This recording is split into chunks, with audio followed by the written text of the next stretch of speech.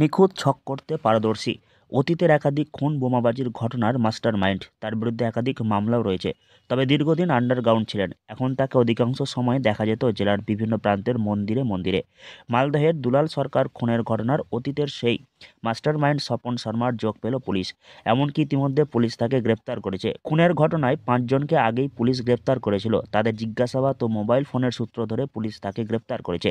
পুলিশের প্রাথমিক অনুমান, মালদহ শহরের কাউন্সিলর দুলাল সরকার খুনের ঘটনার নিখুঁত ছক তার তৈরি ছকে দুষ্কৃতীরা দুলাল সরকারকে প্রকাশ্যে গুলি করে ঘটনাস্থল থেকে পালাতে সফল হয়।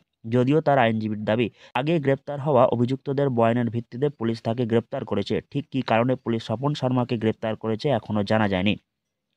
ওই স্বপন শর্মা, এই জন্য আমরা যেহেতু বাটে কোনো লয়ার দেওয়া হয়নি, এই জন্য আমরা এলইডিসিএস এর পক্ষ থেকে এখন কোনো ভিত্তি জানা যায়নি।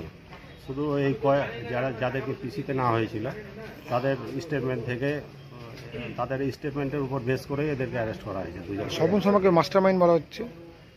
না, রেকর্ড দেখে তো তাই মনে হলো।